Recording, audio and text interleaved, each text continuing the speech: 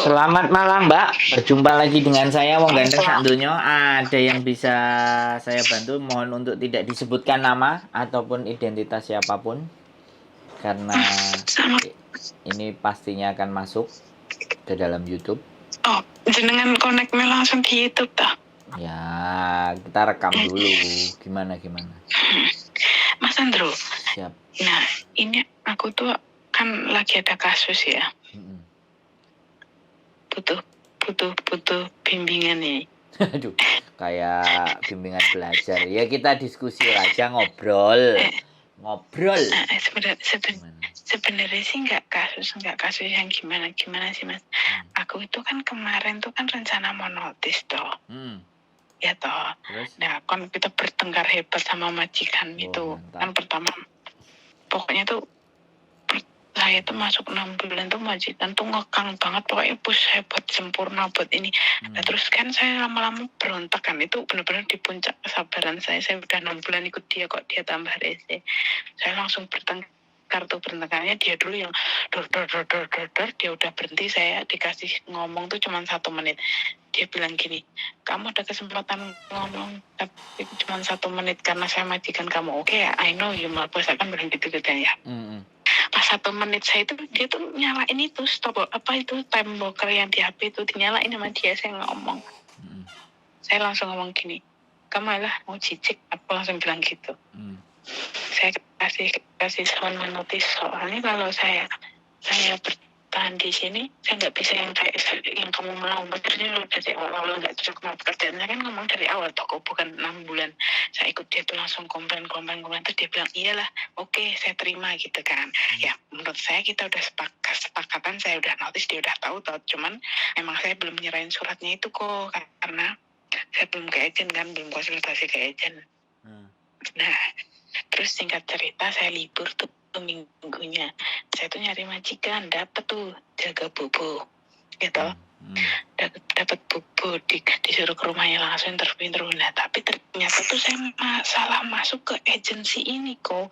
Ini agensi yang bukan dari Indonesia ya, maksudnya bukan saya pas pertama masuk dari Indonesia ke sini tuh bukan dia, tapi saya nyari agen lain, menyabang lah, nyari job nyabang gitu tuh. Ternyata agen ini tuh singkat cerita itu saya udah cocok sama ini, dia mau gaji saya 5.500 kan. Datangan majikan juga udah tanda tangan, cuman kan lagi nunggu saya belum notis nih, maksudnya saya belum ngasih surat notis ke majikan ini kan. Terus? Nah, kok ternyata saya itu disuruh bayar 4.000, ya toh. Membayar 4.000 itu dengan alasan saya tanya ke agent yang ini, 4.000 ini buat apa? Nah dia nanya, lah kamu medical semuanya bla bla bla itu kan biaya dari kita nggak mau rugi, terus kamu pulang Indonesia, otomatis kamu pulang Indonesia, kalau kamu nggak balik ke sini lah kita nggak mau rugi mbak, proses kamu gini berapa, oke lah. Ya saya maklumin, cuman saya pikir-pikir lagi tuh 4.000 kita harus bayar dia, atau kok ya emang mungkin bener aku pulang Indonesia nggak potongan nunggu visa. Cuman kan saya itu masih ragunya gini, saya kan termasuk overseas kan dari Indonesia ke sininya, itulah saya kan baru 6 bulan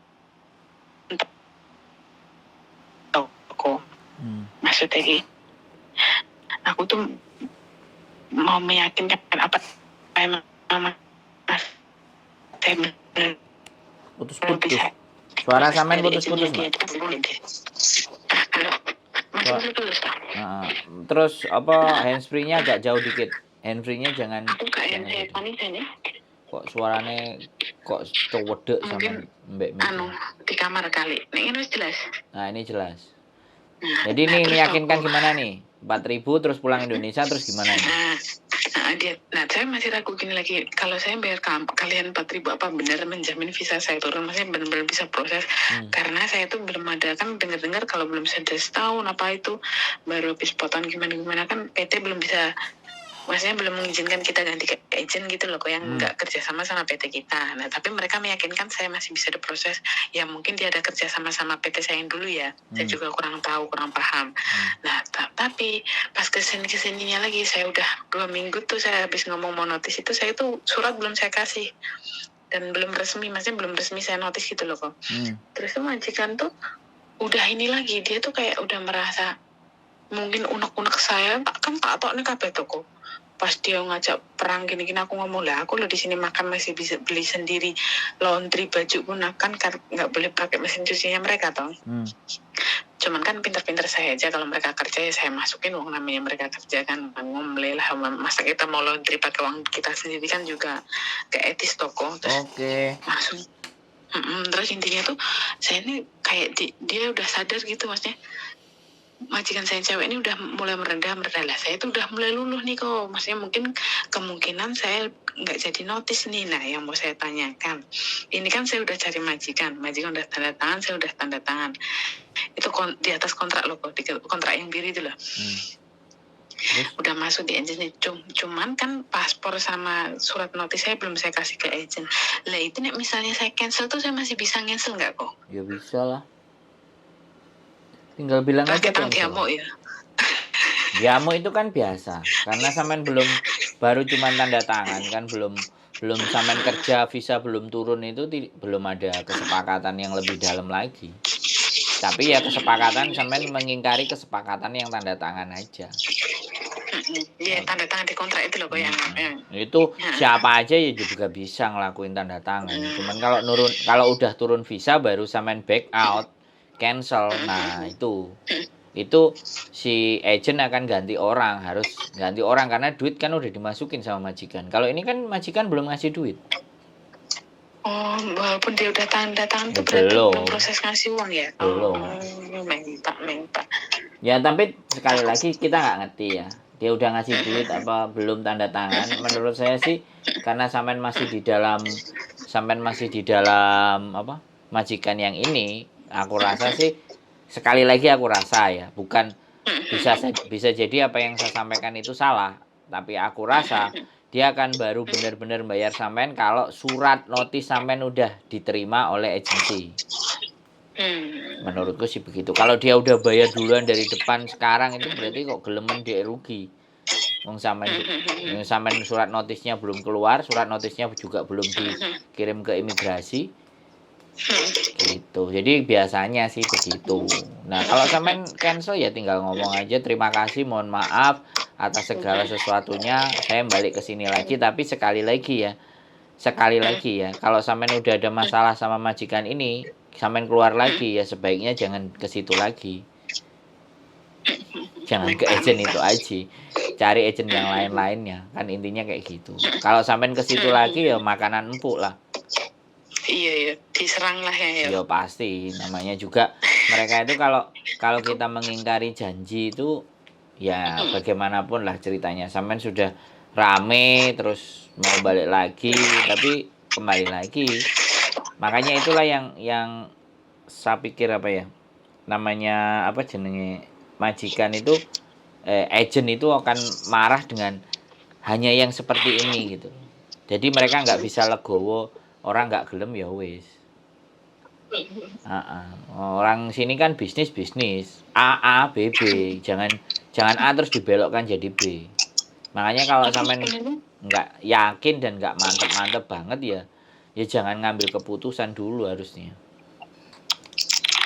Itu sih. Iya sih, menyesalnya saya di situ tuh apa itu loh kok kalau udah ini kok tiba-tiba saya mundur lagi terus bener tak flashback lagi, oh ya mungkin ya sekarang habis ini gini aja, resiko apapun karena majikan sampean sudah mulai berubah ya, sampai besok lusa sampean jangan berbelok lagi dari majikan ini. Setelah ini majikan ini lama-lama juga ya kelar.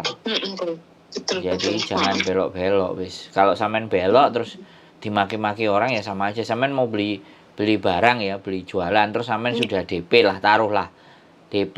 Nek DP kan taruh uang, sampean kan nggak naruh uang, DP-nya cuma tanda tangan. Kemudian DP sampean mau tarik lagi, ya kalau sama dealer motor ya nggak mau DP-nya dipulangin. Nah kalau sampean kan baru cuma tanda tangan, ya mungkin gelone ya paling dimaki-maki kan, itu aja udah selesai. Nggak usah bingung. Sebenarnya malah merasa bersalah juga sama nggak usah. Gini loh. merasa bersalah dan semuanya, keputusan itu ada di sampean. Dan dia pasti akan nanti kamu gini supaya sampean tetap masuk ke tempatnya dia. Tapi sekali lagi kalau sampean sudah mau buang di satu sisi itu, sampean jangan geser lagi dari sisi yang satunya ini gitu loh. Ya sudah, ini yang sampean telateni ya sampean adepi. Makanya pada saat emosi itu jangan memutuskan sesuatu dulu. Kalau kita emosi, tenang dulu. Kalau pelajarannya Imam Syafi'i atau pelajarannya Jalaluddin Rumi, Jalaluddin Rumi, waduh, Sufi di masanya zaman dulu itu, kalau kamu marah itu coba duduklah. Kalau kamu duduk masih marah, kamu tidur. Artinya pada saat kita marah disuruh istirahat dulu. Ketika kita masih marah kita tak disuruh tidur. Makanya aku kalau istriku marah capek kerja aku selalu bilang, kamu kalau capek, aku gak ngomong kalau kamu marah, kamu kalau capek istirahat dulu, tidur, cebok, gosok gigi, kamu tidur. Besok pagi kalau ada sesuatu yang ganjel, ayo kita omongin. Aku pasti gitu.